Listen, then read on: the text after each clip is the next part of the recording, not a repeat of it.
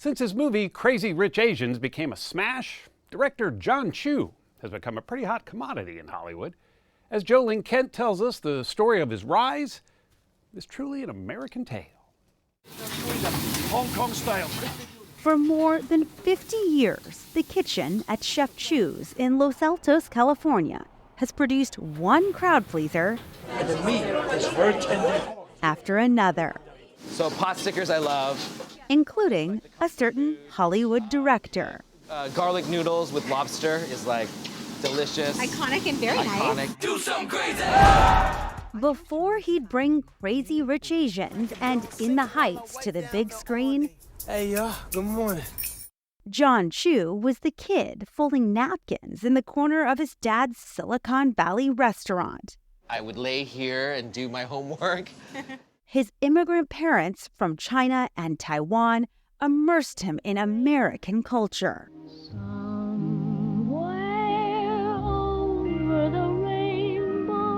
Somewhere over the rainbow. We used to sing that all the time. It's this idea of dreaming of some other place beyond the walls of my bedroom was instilled in us, because that's what my parents thought when they came to America.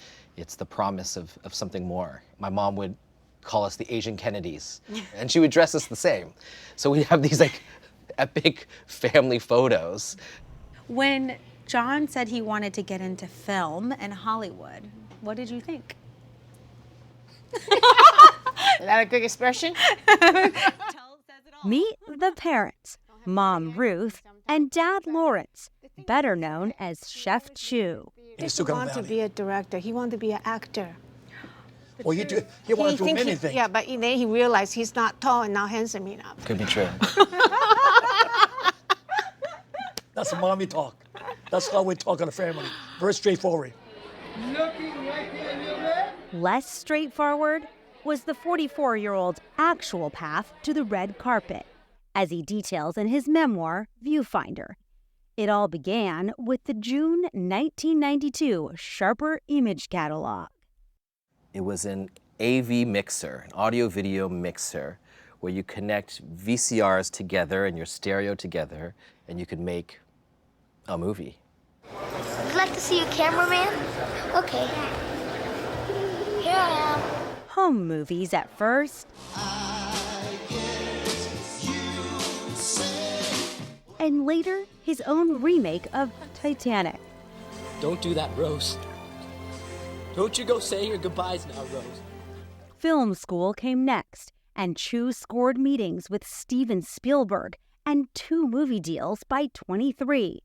But this is Hollywood, so when the deals fell through, he was jobless. His mom once again got straight to the point. I got a script for a sequel to a dance movie, and I told my agents, oh, I don't do direct-to-DVD. I got discovered by Spielberg, so I told my mom that story, and she's like, when did you become a snob? I was like, what?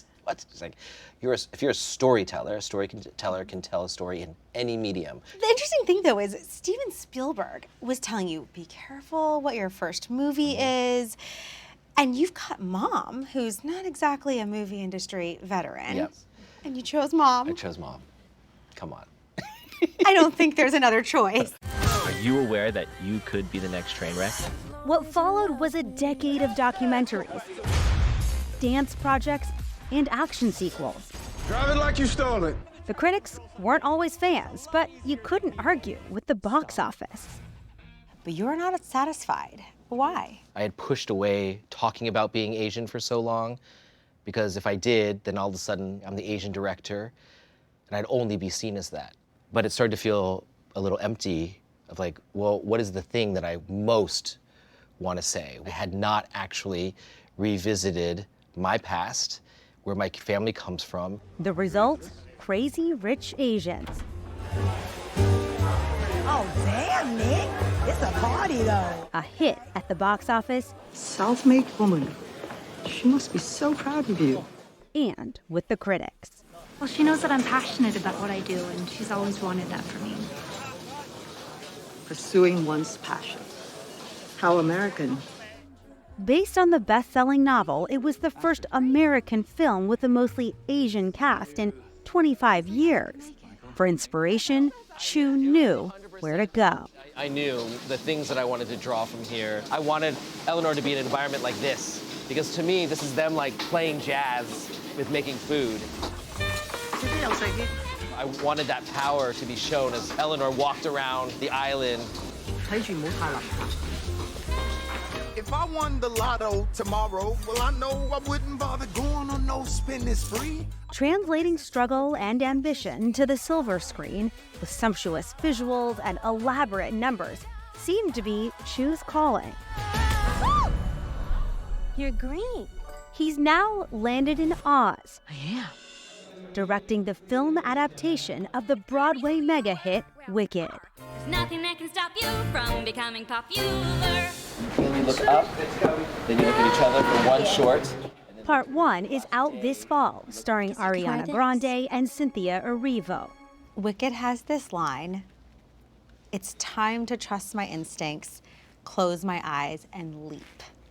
It's time to trust my instincts, close my eyes and leap. When I heard that, it sounded a bit like you. Is the whole reason I did the movie. It's all about striving for that dream and being able to fight through the uncomfortable things to get there.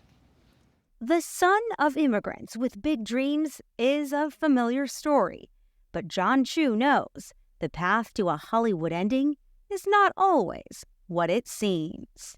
Just follow the yellow brick road. So now, how has your view of the Wizard of Oz changed since you were a kid?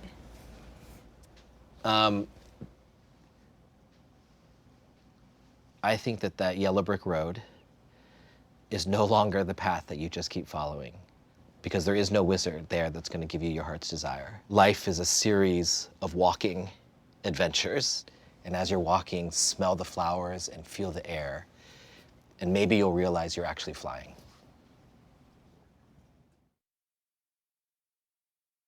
Now, this beloved film is returning to its roots on Broadway. Califasane catches up with The Wiz, Wayne Brady.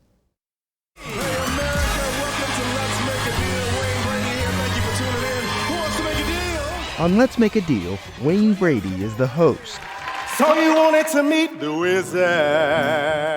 But right now on Broadway, he's the Wiz. Let me tell you that you've come to the right place. Shall I make you a frog or a lizard? Does it really sink in when you see your face on the wall?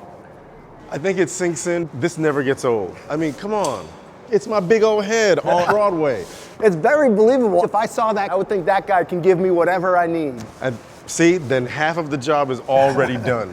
Sweet thing, let me tell you about the world and the way things are. In this revival of the Tony Award-winning musical set to open in mid-April,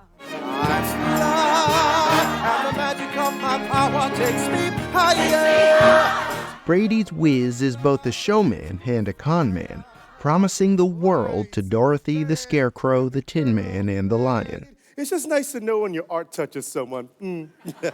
Part of the fun of the show is there's so much buildup. It's called The Wiz. They've heard that you're the Wiz. And it's Everyone's coming. talking about the Wiz. It's coming. It's coming. We hit the intermission, still no Wiz. You spend a whole act waiting for this cat. And finally, we see whatever this is. Yes, this. This is my throne. It's like a human-sized hookah or something. It's his place of power. It's his throne. That's the whole thing about the Wiz. Because you come out in something like this, you have to have the energy to live up to this thing. Dig this, a magic slipper-wearing wicked witch killer who goes by the name of Dorothy. We first met Brady earlier this year in San Francisco, So you wanted to meet the wizard. where he joined the show in the final months of a 13-city national tour. Tell me about this thing that seems like it would be tricky, which is this production is up and it's going, and then you've got to jump in as the Wiz. Is it like jumping on a moving train? Exactly it. That's exactly what I'd say. It's like being shot out of a cannon. It's like double dutch with 30 other people on stage. 5, 6, 7, 8, 1, 2, 3, 4. The tour was a boot camp and a bonding experience, So collapse in so that you're ready to go into this. especially for Nichelle Lewis, who plays Dorothy. If I'm up or down, if I'm here or there. Avery Wilson, the Scarecrow, And you can't get out of the game. Philip Johnson Richardson, the Tin Man, I suppose you to me, girl. Woo, does that feel good? and Kyle Ramar Freeman, the Lion. I'm a mean old liar. We are actually friends and like each other outside of the theater space. So when you can find that in a cast, that is so evident on stage. You can tell we like each other, there is love, and that we're having fun doing this together. He's on down the road. Put your right foot in front of the left. He's on down. With opening night just days away, changes are still being made to a musical with a long history. L. Frank Baum's novel, The Wonderful Wizard of Oz, was published in 1900 and transformed 39 years later into a beloved movie with Judy Garland following the yellow brick road to the Emerald City. To see the wizard, the wonderful Wizard of Oz. In 1974, a new all-black musical called The Wiz rewrote the story. Now Dorothy wasn't just off to see the wizard, she was easing on down the road. Reviews were mixed, but audiences loved it. The film version of The Wiz starred Michael Jackson, Lena Horne, Richard Pryor, and Diana Ross as Dorothy. One thing I had kind of forgotten about the 1978 movie is that Dorothy is a grown-up. Oh, yeah. Yeah. She's a teacher. She's wearing a blouse. Yeah. Very different. She's got heels on, okay? My Dorothy is a little bit more of a teenager, and she's just trying to figure everything out and find her voice. So. She had a little sass, too. Yeah, oh yeah, of course. She's a black girl. Period. Yes, I always layer that in, always. The point-blank period vibe. Exactly. And I do that too. The idea behind this revival was to update The Wiz, but not too much. What's new with this production is we're all similar in age. Usually Dorothy has like 3 old uncles.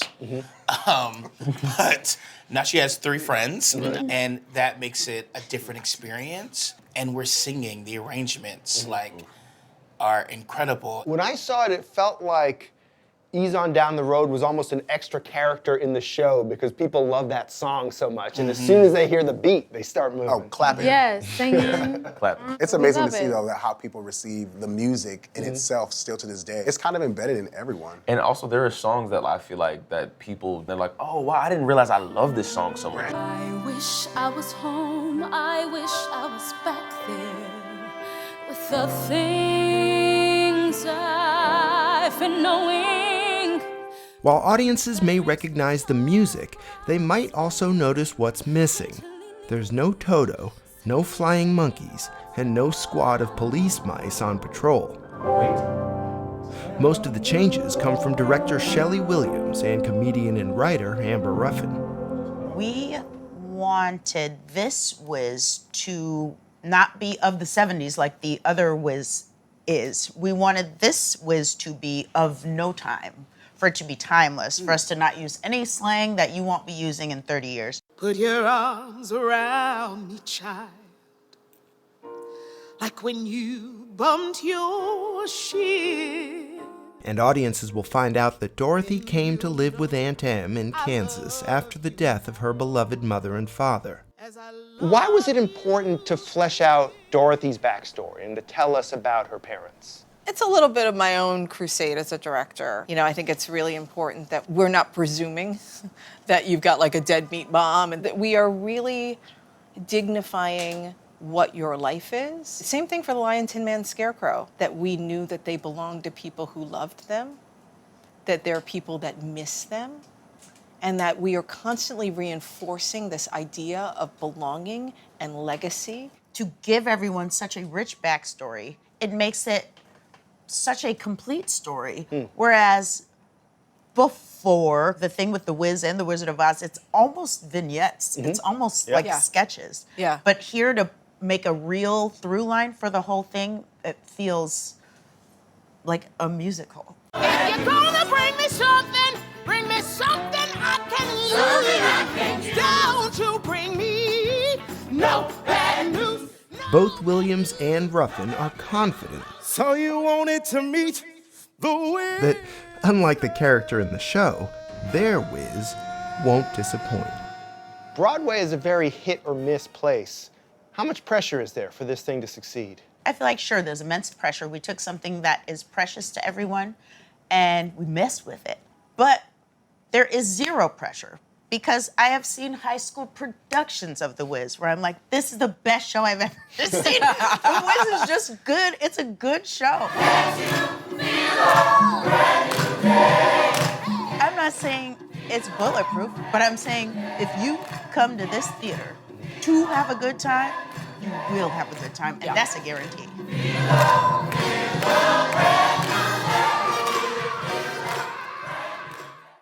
When did you first see The Wiz? I don't think I have an age, but I do remember just being really young and honestly being the awkward kid from Connecticut that wanted to do creative things like sing when everybody was playing sports and like around me doing all these super masculine things. I was like, oh, I get to see a group of amazing Black artists kind of do this art or sing or dance or, you know, all these mystical, magical things at a heightened level. So I just remember being really young. Just watching the movie? Yeah. Did you know it had been a Broadway show? At that time, no. You were just like, this is a great movie. The movie was my introduction to it. How about you? Yeah, I don't remember a time where I didn't know about The Wiz. I do remember discovering that it was a musical in like middle school, 6th grade. And I sang Me No Lion in 6th grade. In 6th grade? Baby, let me tell you. But yeah, it's always kind of been around my world. And then I've been in love ever since. I was about, I don't really know a world where The Wiz didn't exist. It was kind of a thing that me and my mom used to watch when I was a kid. Like it would be like our Thanksgiving movie, our Christmas movie kind of thing. And I also did this show when I was in 7th grade too, but I've known about the show forever. Like the school play? Yeah, I did a play in 7th grade. What was your role? I was at the Yellow Brick Road. Yes, you leveled up. No, but that's funny. I could call back for the Tin Man, but I wanted to be the Scarecrow in 7th grade. I was like, oh, I gotta be the Scarecrow. That's the, you know what I'm saying, to Michael Jackson, that's the role. Yeah, and so that was my only form of sort of musical anything at this point. Yeah. The Yellow Brick Road. The Yellow. How about you, Nichelle? Were you watching it as a kid? I was. My first introductory to it was when I was in probably middle school, but it was the movie. Like I didn't know anything about the stage version of it until I went to college. But, you know, being from Virginia, like I didn't really see much musicals. I didn't see too many people my color doing musical theater. So to see something like that in film form with so many amazing, talented Black artists, it was like, wow, I can do that too. Did you know at the time who Diana Ross was? I did. I mean, who doesn't? Right. I mean, she was like an icon and still is. And if I met her today, I would still probably have a little squeal moment. But yeah. And did you lock into Dorothy? Were you like, one day, that needs to be me? You know, I didn't really think that deep about it when I was in middle school, but it wasn't until I went to college that I saw the stage version and the musical version, and somebody gave me home to sing in a class, and I was like, ooh, I can sing this. Like, I can actually do this maybe one day. We'll see. The lights of Broadway are flickering back to life, bringing us some new shows, along with some old favorites. Favorites like the hugely popular show Wicked. Tracy Smith tells us about its eagerly anticipated reopening. 1, 2, 3. Like most other Broadway shows, Wicked, the hit musical based on characters from The Wizard of Oz, was sidelined for more than a year. But last month, Wicked's national tour company reopened in Dallas. The costumes came out of storage. I love them all, really, and I feel like they're mine. I love the crown. The Good Witch, Allison Bailey, got her crown back. The Wicked Witch, Talia Suskauer, got a wicked shade of green. Looks so smooth. Look at that. And the fans showed up in force, even those who'd seen it before. How many times have you seen the show? 7. Probably 15. 15 times. Yes. By the start of the first act, the sellout crowd was jubilant. It's good to see me, isn't it? And by the time the curtain fell, it was hard to tell just who was happier, the audience or the cast.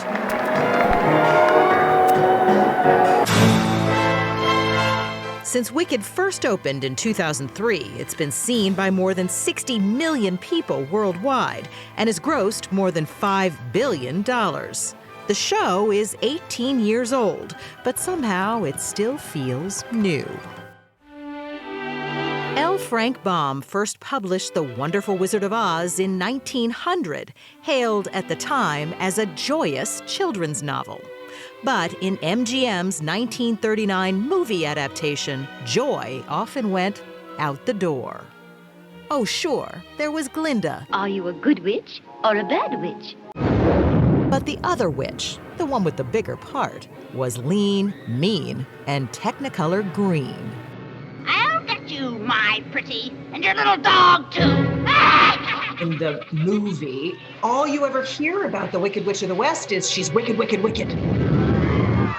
But that's it. You're absolutely right, Tracy. In fact, Wicked is part of her name, the Wicked Witch of the West. It has a capital W. She doesn't have a first name. She doesn't have a backstory, which meant that nobody could say that I got it wrong. Gregory Maguire is the author of the novel Wicked, The Life and Times of the Wicked Witch of the West, on which the musical is based. He gave her that backstory. Who knew she was a do-gooder with glasses, and that she and Glinda were once roommates? Maguire also gave her a name, Elphaba. It's based on the letters LFB, the initials of original Oz author L. Frank Baum. So once I got it, I thought, every time her name is spoken or sung, I will be tipping my hat to the original person who created her, Lyman Frank Baum. The story got the attention of legendary composer Stephen Schwartz, the guy who wrote the music and lyrics for a few other Broadway shows like Godspell and Pippin. And he thought Wicked would work as a musical, too. I know they're all your babies, but do you have a favorite number? I do, but I'm not going to say what it is. Popular. You're gonna be popular. But Schwartz did like this song, Popular, and he knew he wanted actress Kristin Chenoweth to sing it. Stephen Schwartz says, I've got this part. It's one song. You come in and kill it. Just come for the reading. Popular.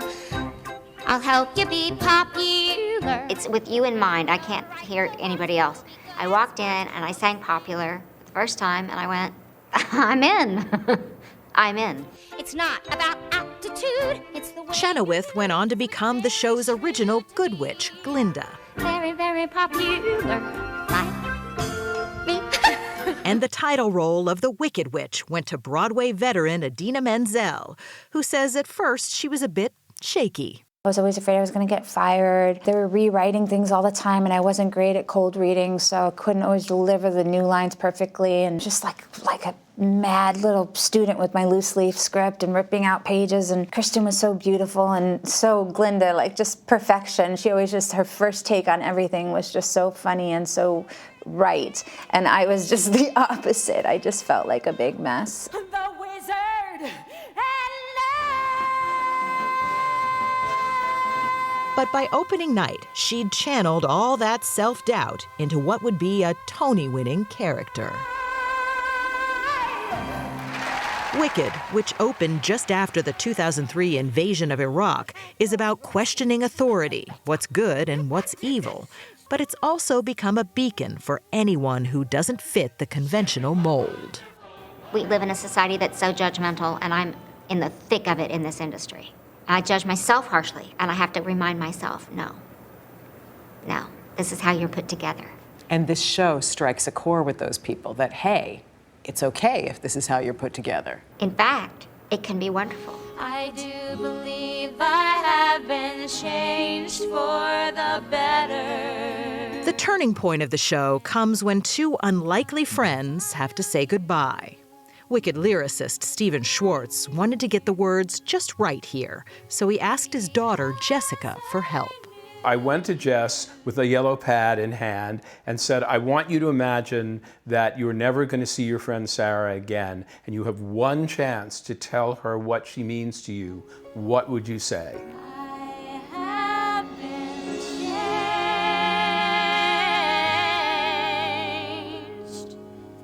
To this day, both women say this song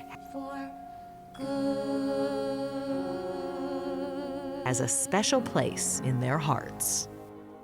It's just a beautiful moment for both of us, kind of be able to look back and know that we were changed for good. Wicked's touring company has been at it for more than a month, but 2 days from now, the show will finally reopen on Broadway. For fans and for Wicked author Gregory Maguire, it can't come fast enough. Personally, when you see them return, how do you think that'll feel? I'm going to be in the audience the first night that the lights come up and the monkeys come down on their ropes and the whole saga begins again. And I suspect I'm going to pack 3 or 4 wads of Kleenex in my pockets because we need this story still. We're not done with it.